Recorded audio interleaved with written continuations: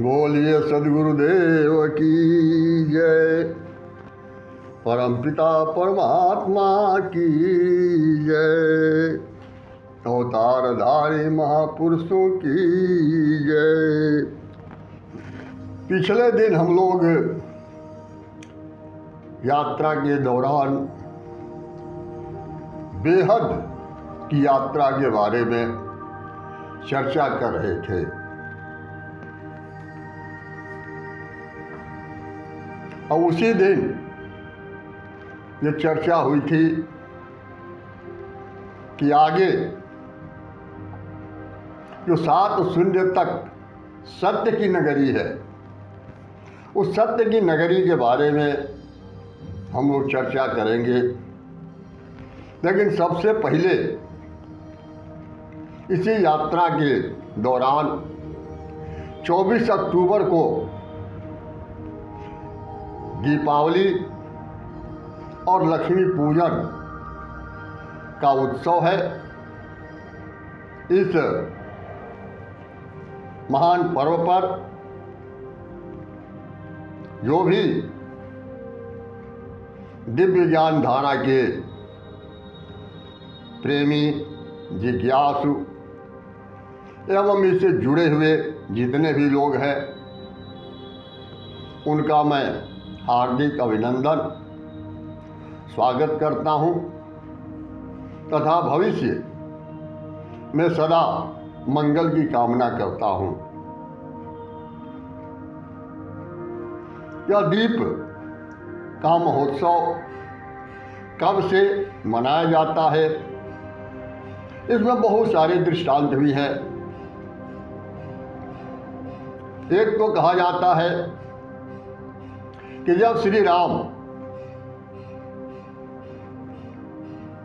रावण का वध करके विजयादशमी के दिन और वापस अयोध्या आए, तो उसी की खुशी में अयोध्यावासी दीप जला करके और राम का स्वागत किए और आनंद तथा खुशी मनाए। तो इस उपलक्ष्य में दीपोत्सव का आयोजन शुरू हुआ और तब से चल रहा है। अब यह प्रश्न उठता है कि रावण है कौन, राम कौन है? क्या ये दाशरथी राम यही राम है जिनको कि सारी दुनिया मानती है? वो स्वामी तुलसीदास जी के राम, जो तुलसीदास जी कहते हैं कि सबका परम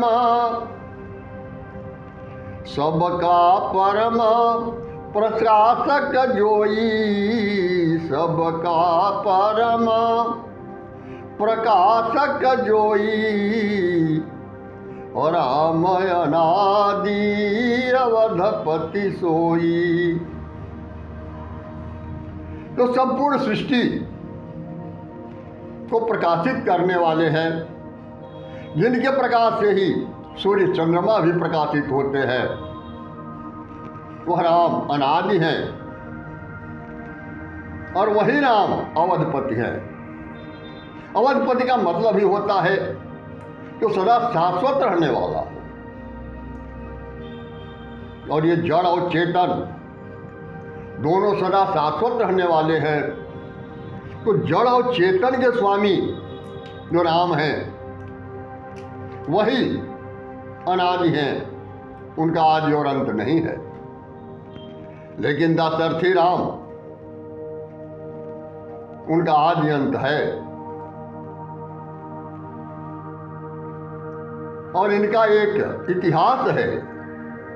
लेकिन उस राम का कोई इतिहास नहीं है, क्योंकि न तो जन्म लिए और नहीं उनकी कोई मृत्यु हुई, और तो सदा शाश्वत रहने वाले सब घटों में विराजमान है।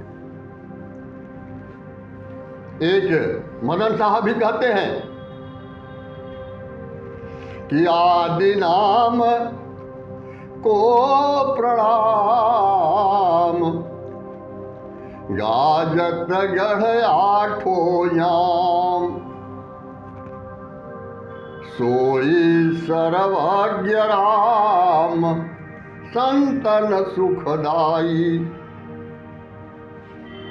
सर्वज्ञ राम वो हैं जो सदा संपूर्ण सृष्टि के अंदर, विश्व ब्रह्मांड के अंदर सदा विराजमान है।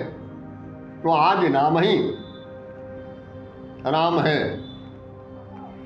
कहते हैं कि 5 3 जाको अंश और खोडस ब्रह्मता को वंश, परखत कोई परमहंस प्रभु की प्रभुताई। प्रभु के प्रभुत्व को कोई परमहंस परख सकता है। और ये जो आदि नाम के जो 16 वंशज हैं, 5 तत्व 3 गुण, ये उनके अंश से हैं, लेकिन 16 उनके वंश हैं जो 16 ब्रह्म हैं। और आया है कि इन 16 जो ब्रह्म हैं, इन्हीं के लिए सबसे पहले उनके हृदय में ज्ञान का दीप प्रज्वलित किया गया। इसके पहले यह व्यवस्था नहीं थी। और यह जो दीपोत्सव का त्योहार है, यह ज्ञान के दीप को अपने हृदय के अंदर प्रज्वलित करने के लिए है। ये जो दीपक जलाते हैं हम मिट्टी का, मिट्टी के दीपक में बाहर से तेल डालते हैं, बत्ती उसमें रुई का बनाकर डालते हैं, लेकिन थोड़ी ही देर में वो बुझ जाता है, वो जलता नहीं है, वो प्रकाश नहीं देगा। लेकिन एक बार जो हृदय के अंदर दीप प्रज्वलित हो गया, तो पूरे विश्व ब्रह्मांड में तो प्रकाश को फैलाता रहेगा। लेकिन उसमें यह तेल नहीं जलेगा। उसके तो स्पष्ट कहते हैं कि सुकृत तेल सत्य की बाती, सुकृत तेल सत्य की बाती, और दीप दया 12 दिन राती। दया के दीपक में सुंदर कृतियों का तेल जलता है और उसमें सत्य की बाती रहती है। लेकिन यह दीपक जलेगा कैसे? यह दीपक माचिस से नहीं जलेगा। उस दीपक को जलाने के लिए कहा गया है कि गुरु गम चकमक, गुरु गम चकमक मनसा तूला, गुरु गम चकमक मनसा तूला, ब्रह्म अग्नि प्रगट करमूला। ब्रह्माग्नि द्वारा यह दीप प्रज्वलित होगा, ज्ञानाग्नि के द्वारा यह दीप प्रज्वलित होगा, और यह गुरु के अधीन है। गुरु द्वारा यह दीप प्रज्वलित किया जाता है। इसीलिए जो 16 वंशजों के हृदय में दीप जलाने की बात है, उसके बाद से गुरुधाम में 88,000 दीप प्रज्वलित किए गए थे। इसको कहा गया है कि 88 दीप रचाए, और हीरे पन्ने महल जड़ाए, मुरली बजता अखंड सदाए, अतः सोहम पद सारा है। यही 88,000 दीप जो हैं, यही ऋषि हैं, यही मुनि हैं जो सबसे पहले जो सनक सनंदन सनत कुमार सनातन यहाँ जब हरिद्वार के अंदर पहली बार भागवत की कथा कहे तो ये 88,000 जो वहाँ ऋषि मुनि पहुंचे थे, यही 88,000 दीपक थे। और दूसरी चीज ये है कि जो 16 ब्रह्म के बारे में भी बताया गया है, 5 ब्रह्म तो अंड को मिल लिए और 5 ब्रह्म निरक्षर को चयन कर लिए, लेकिन 4 ऐसे हुए तो उस गुप्त स्थान पर चले गए जहां पर अदल परमात्मा का निवास स्थान है, और वहां जाकर के अपने स्थान को गुप्त कर दिए। तो यह एक राम है। और रावण जिसको दशानन कहा गया है, आज तक सृष्टि के अंदर कोई भी व्यक्ति ऐसा नहीं होगा जो 10 मुख वाले किसी व्यक्ति को देखा हो। अगर रावण 10 मुख का होता तो निश्चित है कि आज भी 10 मुख के आदमी कहीं न कहीं दिखाई देते। रावण है कौन? वो 10 मुख उसके क्या है? तो रावण यह अहंकार है, और अहंकार रूपी यह रावण सबके अंदर विराजमान है। यही मन है जिसके अंदर अहंकार उत्पन्न होता है, और यह मन, इसके पास 10 मुख हैं। ये 10 इंद्रियां, पंच ज्ञानेन्द्रिय, पंच कर्मेंद्रिय, ये 10 इंद्रियां ही इसके मुख हैं, और 10 इंद्रियों के माध्यम से ये विषयों का पान करता है। तो यही रावण है, और हमारी सूरत ही सीता है जिसको यह मन रूपी रावण फंसा करके और लंका में ले जा करके रखा था, जो लंका सोने की है। लेकिन अब पहले ही मैं बता चुका हूं कि सोने में ही कली का वास होता है। तो वहां उस अहंकार रूपी रावण का नाश करके राम अयोध्या पहुंचे थे। अयोध्या का मतलब ही है द्वंद्वातीत। यहां किसी प्रकार का कोई भी द्वंद्व न हुआ हो, किसी प्रकार का युद्ध न हुआ हो, ऐसी नगरी। तो अगर उस दाशरथी राम वाले अयोध्या को ले, तो राम जिस समय विराजमान थे उसी समय कैकेयी के अंदर विकार उत्पन्न हो गया। कहाँ राम का राज्याभिषेक हो रहा था और उस राम को वनवास जाना पड़ा। तो यह एक कथानक है। मैं कोई आक्षेप करना नहीं चाहता, लेकिन यह मैं जरूर अनुरोध करूंगा कि इसके ऊपर शोध करना चाहिए कि जो भी आध्यात्मिक चिंतन है, जो ऋषि महर्षियों की वाणी है, उसको गलत दिशा में ले जाने का प्रयास तमाम लोग कर रहे हैं। जैसे अभी देखा जाए दीपावली के उत्सव पर जगह जगह पटाखे फोड़े जा रहे हैं।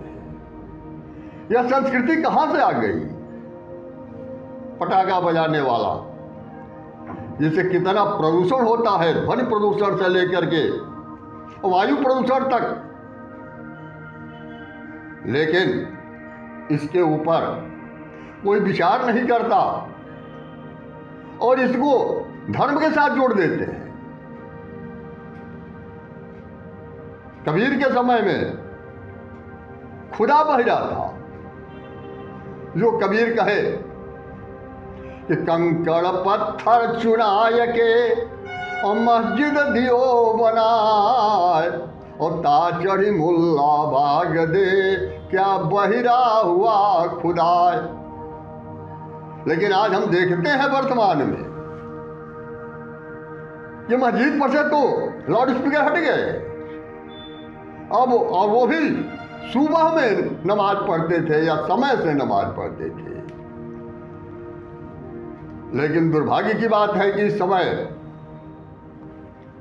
हमारे जितने भी देवी देवता हैं सबके सबहिर हो गए। स्थिति क्या है इसकी कि हर जगह अखंड हरि कीर्तन, हरि का कीर्तन अखंड होता है। तुम्हारा कीर्तन किसी भी कीमत पर अखंड नहीं हो सकता। लेकिन धर्म के नाम पर अखंड हरि कीर्तन कराते हैं, 10-10, 15-15 लाउड स्पीकर बांध करके और शोर मचाते हैं। इतना ही नहीं, जिस डीजे और बीजे पर प्रतिबंध है वो लगा करके और कीर्तन गाते हैं, धर्म का काम करते हैं। क्या यही हमारा सनातन धर्म है?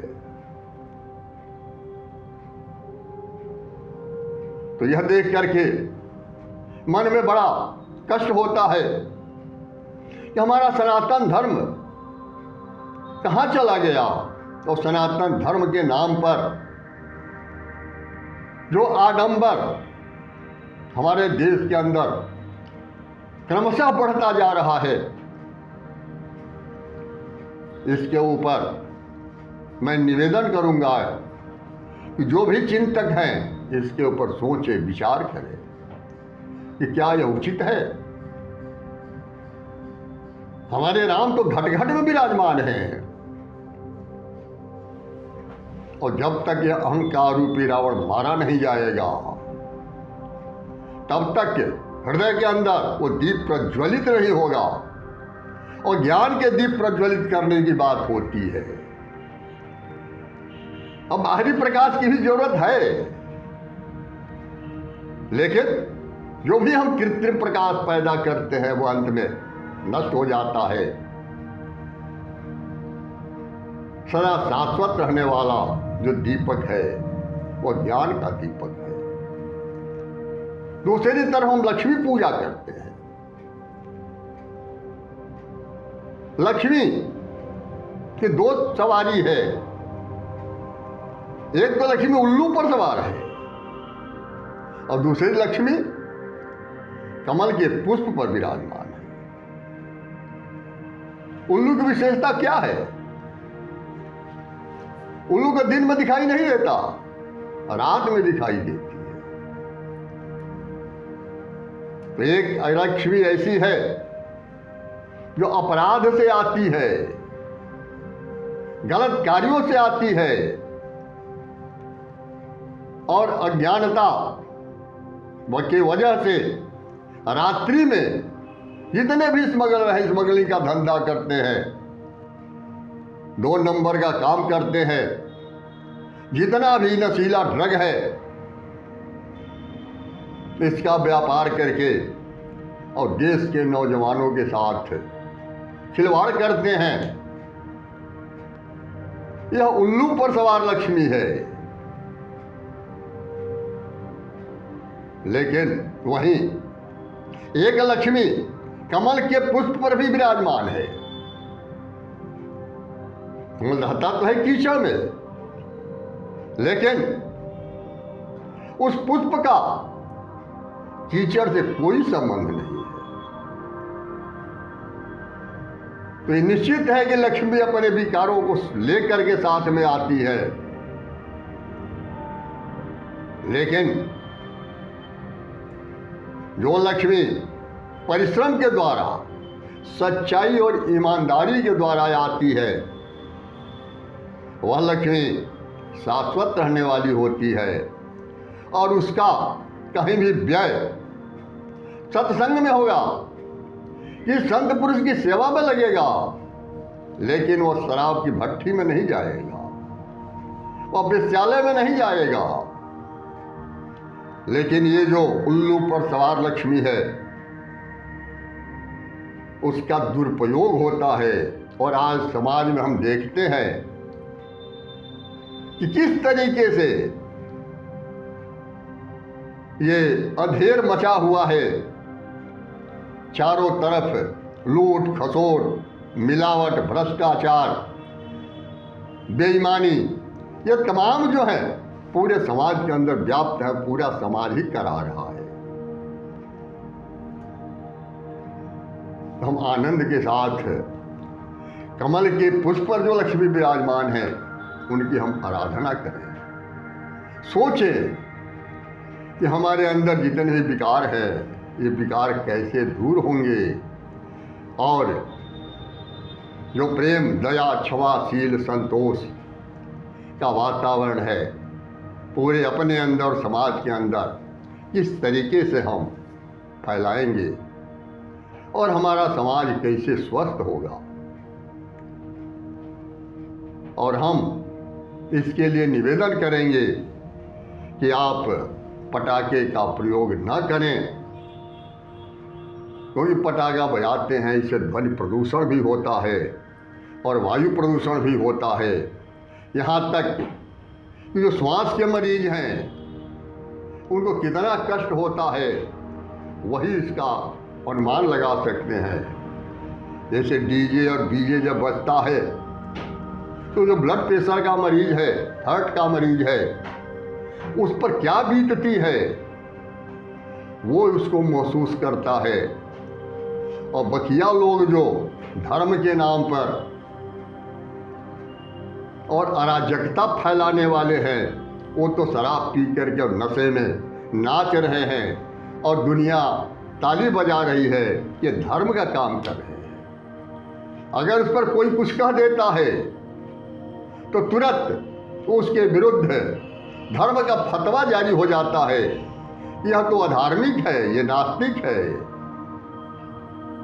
अनेक प्रकार की उपाधियां उसको मिल जाती हैं।